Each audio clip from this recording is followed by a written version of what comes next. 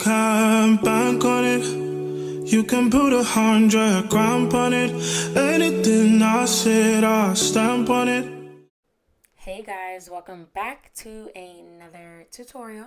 So this tutorial is going to involve a number of things because this was a really busy, crazy event. This venue is a local venue in Hialeah,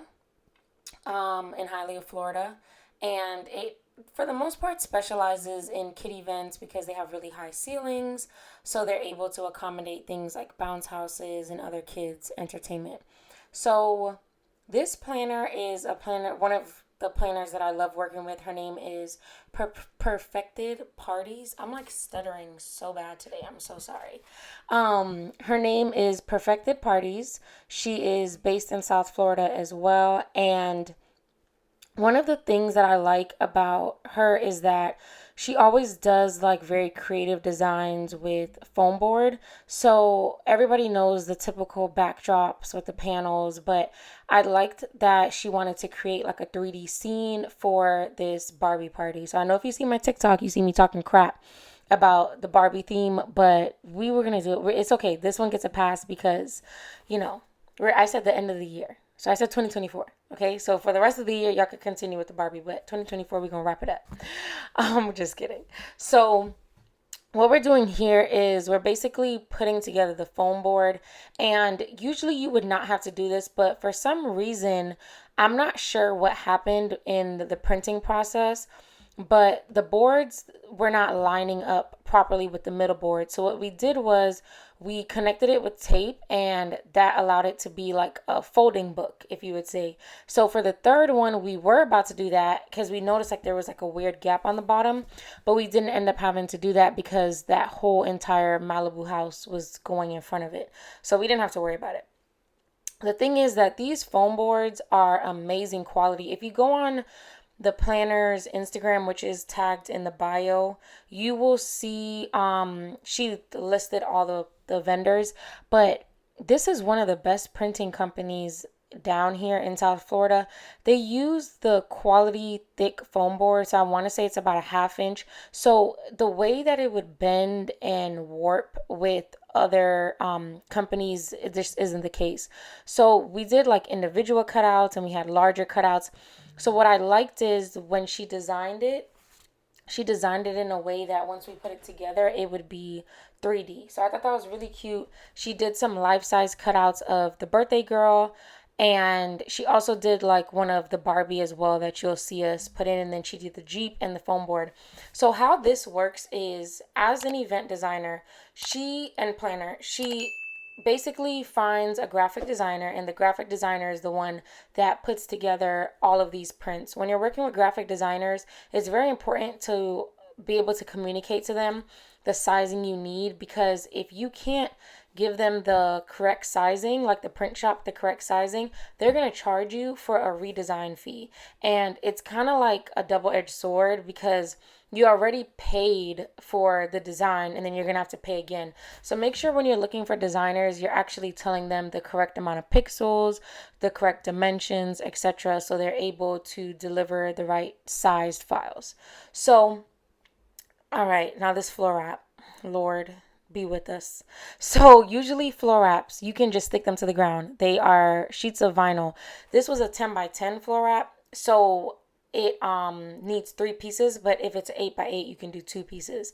We're going to get back to how we ended up putting that on the floor, but the thing is that the venue does not allow vinyl to be stuck to the floor, so we had to improvise and figure out a different way to get that to stick down. So that's actually like a banner, a really thin banner material that we ended up just taking double-sided tape and taping it to the ground.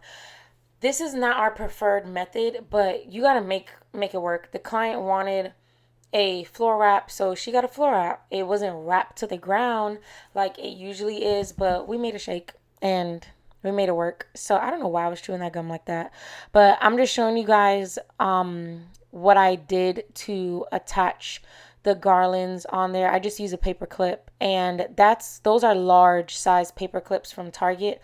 Do not get the medium, because if you use the thicker foam board or the thicker backdrops, you'll see that it doesn't open wide enough to actually stay on. And if it does stay on, usually it just ends up breaking. So try to just get the large binder clips because you would rather them be too big than too small, but those fit in pretty snug. So you guys know usually when it comes to the floor, I either put painter's tape and a sticky command hook, or that gum. The way I'm chewing this gum is driving me crazy. I'm so sorry. But usually I put a painter's tape and then I'll put the command hook on top of it. But I wanted to try the H method for it because I'm like, I'm tired of wasting these damn command hooks, especially for the floor, because the clients and the venue be acting like they don't really know how to take it up off the floor, even though they see the painter's tape. So I just try to use the H method. It's just duct tape, and what I do is I peel one long one across and then I peel two on the sides to hold the ends, and I create a rubber band with the 260 and loop that through. So another thing, you guys know usually whenever I do a style that anything is falling through a hole, I try to use that little ladder that's sitting right there. The thing is, I know I would have preferred how it would look with that inside of there, but this was not an event that had anything to come back for, so it wasn't worth me putting that inside of there. I'm not gonna lie to y'all, in the future, I may just bill the client for the ladder and just leave it there if it's something that I know I'm not gonna, like if it's an event that I'm not gonna return to. But it just makes it look so much better. Not that this looked bad, it's just that I feel like you waste more balloons by doing it this way, and you don't get that waterfall look as well as that fullness. But it still came out really cute. I just had to end up using more balloons. So I have like a little tiny table that I always keep near my installations along with the pump, because I used to blow up my 4-inch clusters that I use for volume, but well, sometimes I do, sometimes I don't. But in this case, I did not, because I was already kind of packed to the brim with the amount of balloons that I brought with me. So I didn't want to blow up any additional balloons because I didn't know if they were going to fit or not. So all I'm doing here is just adding volume to the bottom. With the bottom of these garlands, I have been trying to make it a point to myself to twist as much as I can, as much as I need to, because what happens is it ends up sitting on the floor perfectly, and then you can put the 5-inch set of 4 in between, and it gives it a more seamless look. I didn't get to do that all the way with this just because I was iffy about what was going in front of it. There was like a lot of things going on and we were running out of time. So to be honest with you, I was just like, let me just make it look good, and then whatever I have time for is what I go back and fix. But here I'm just adding in the volume, and what I like to do is underinflate the 11-inch. I don't like to make it like super big because I feel like they just don't flow very well into the garland or into the setup. So that's why you'll see me here just filling in, but you'll notice that they look smaller. It's still 11-inch balloons, but they just look smaller. So these are all Qualatex colors except for the blue. That is yellow standard, pink standard, orange standard, and then Fashion Wildberry by Qualatex, and then the blue is Aquamarine by Gemar. So let me speak on that. I am actually warming up to Gemar. Have I been using it for indoor? Yes. Just because of the convenience of it. Sometimes things are last minute. And honestly, some brands just don't have certain colors. Qualatex is kind of going through something right now. So they're not available at Toy World, but they are available at Southern Balloons, which I actually shouted them out on my Instagram the other day. So if you don't know about them, that's also a great vendor for Qualatex. But Toy World is very accessible to me. Gemar is very accessible to me. So that's how I ended up using the aquamarine color. But to be honest with you, it was the perfect shade. And like I said, it's not that I hate Gemar. I prefer to use other brands, but Gemar has definitely stepped up their quality over the years, and I can't lie about it, okay? I can't act like I don't know. So here I'm just like adjusting, fixing, just trying to see what else I need to put. I get really weird about putting balloons through these little gaps just because I don't really like for it to look like it's squeezing. So I like to cover the holes, but I still like for it to be some sort of dimension where you can see that there is actually an opening to the design. So when I'm putting these in, I am using 260s, but like I mentioned in the other video, and someone actually left me a comment and told me the exact size rubber bands that I need to use. So shout out to you for doing that. So if you want to know what size rubber bands you need to use to add in 5-inch or 9-inch clusters, go ahead and check out my last video, the romantic setup, because that will actually show you, the comments will tell you the exact rubber band size. And I did order them, but they didn't come in time for this setup, so that's why I wasn't using them here. All right, so now I'm heading on over to the other side. So something I realized about myself that I stopped doing for whatever reason, I used to actually put my garlands fully together, and then I stopped doing that because sometimes I would get there and I need to adjust it. Honestly, whenever it's panels, I think I'm just going to go back to doing that because I feel like my brain at this point just knows how to position the clusters to basically, what's the word, to lay the way I need it to lay in the way of a garland, right? Because a garland, obviously, it's straight up and down, but then you add stuff to it. But for whatever reason, my mind just knows how to get it to curve like that. I wish I could tell you what I'm doing, but I really don't know what I'm doing. The only thing I can think of to explain it is that I'm positioning the clusters like at a diagonal and at like an angle instead of just doing it straight up and down. And then what I do is when I get to the bottom, I put 2 clusters together or 3 clusters, however big the size is, and then I just attach that in. So if you see here, I just have this big flat. I was staring like that because they were bringing in this huge cake, and the cake was really heavy and it was giving me anxiety watching them carry it. So that's why I paused like that. But so as you can see here, I basically just created the whole garland without it being on there. There was a command hook in the back of the backdrop onto the wall, so I decided to use that as one of my anchor points, and then I just proceeded to put the binder clips onto the actual foam board as well. So I don't know why I was fighting around that surfboard like it couldn't move, like it was taped down or something, but I finally ended up moving it. But I don't like wasting balloons. I really hate wasting balloons. So what I like to do is I like to put it together and then I put the prop back where it needs to be so that I'm not filling in balloons with 5-inch or anything like that behind it. So now I'm going to do the H method again on the floor, which is taking 3 pieces of tape and looping the 260 like a rubber band and putting 1 across and 2 down the sides, and that's the H method. So now what I'm going to do is fill out the sides, and then I'm going to go into filling out the bottom.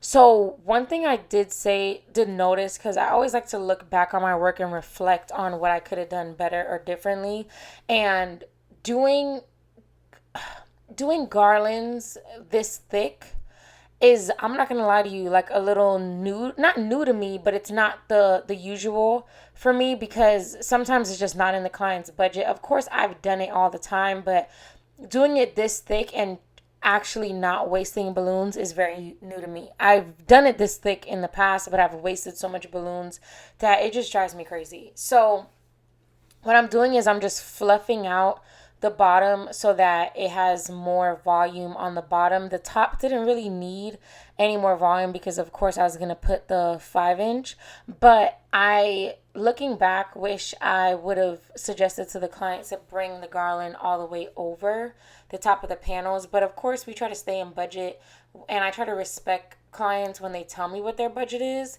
And I didn't want to, push her over the edge or push the planner over the edge because I feel like it can come off a little greedy, even though it's not. You're just kind of looking out for the overall look, but it doesn't look bad. It just would have been my preference to carry it all the way over and connect both garlands to each other, but nonetheless, it still looked amazing.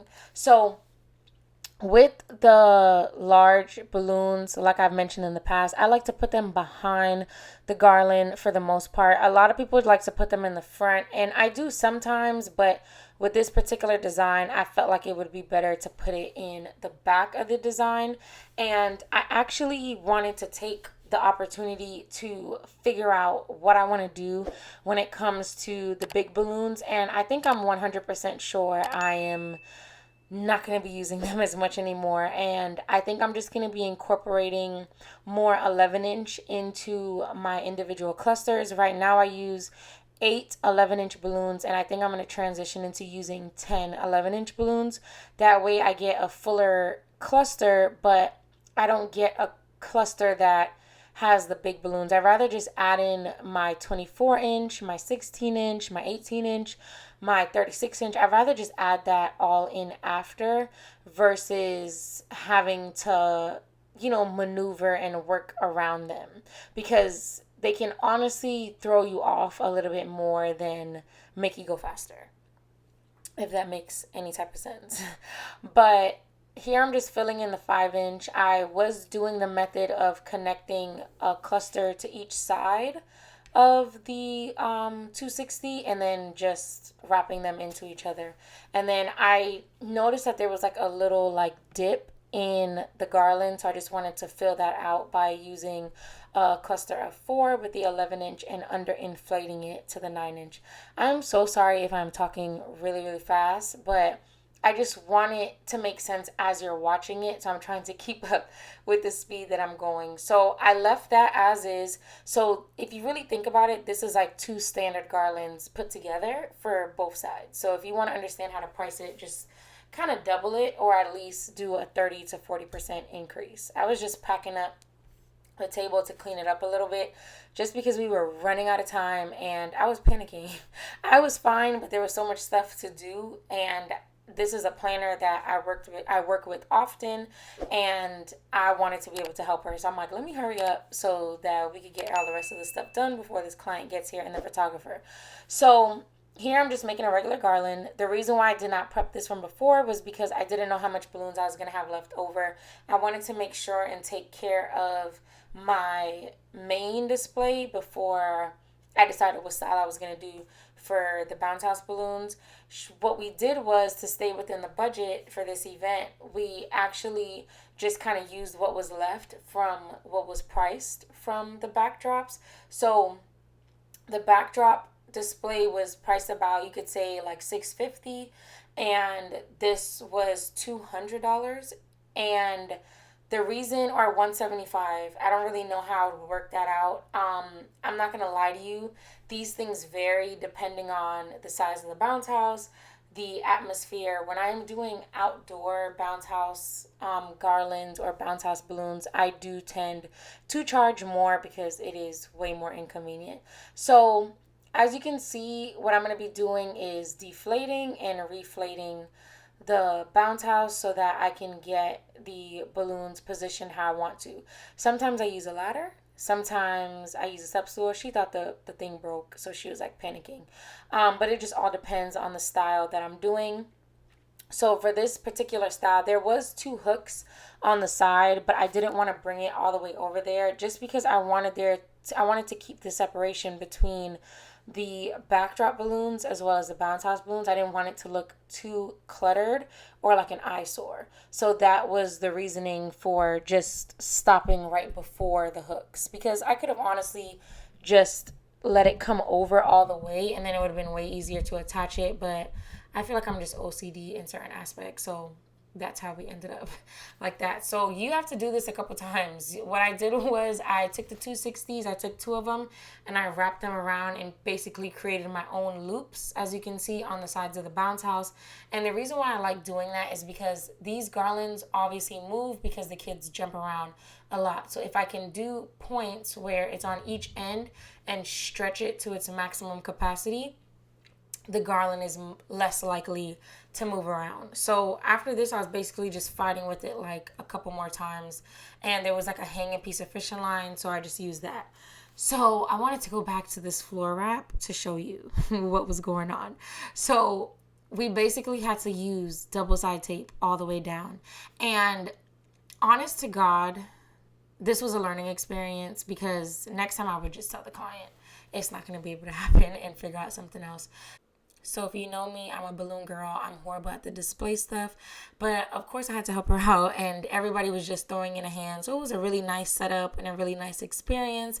I love the way this whole event came out. So I hope you guys like it. Don't forget to comment and subscribe, and to let me know what you liked about the video, what you would have did differently, or if you have any tips. I don't care how long I've been doing this. I still want to know what you guys think and your opinion on things, because I value other people's outlook on things. So also too, a new thing I want to start doing is, if you guys have any suggestions for any tutorials or videos or topics you want me to talk about, whether it's life, business, balloons, whatever, please let me know in the comment section.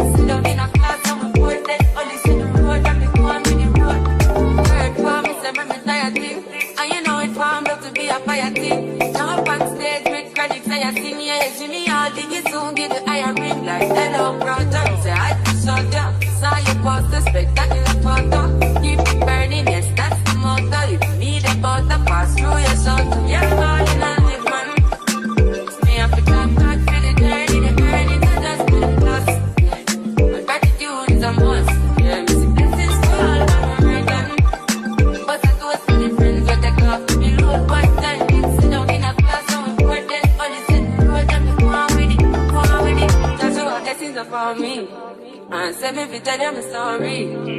That's why blessings upon me, and that's why I'm gonna give him the top for me delighted. You know some of us are ignited, but the music get me excited. I'm coming like a boss. Blessings all coming like one. But I'm good for the journey, the dust to the clock.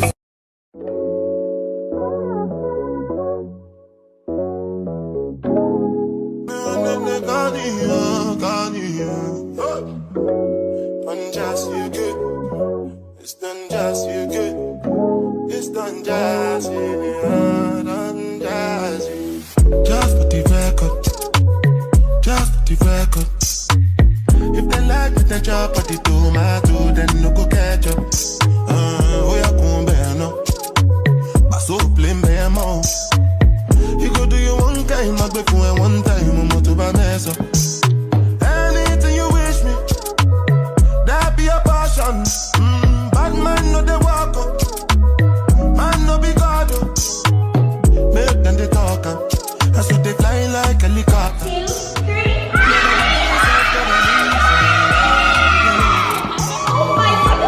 question, but then look at the answer.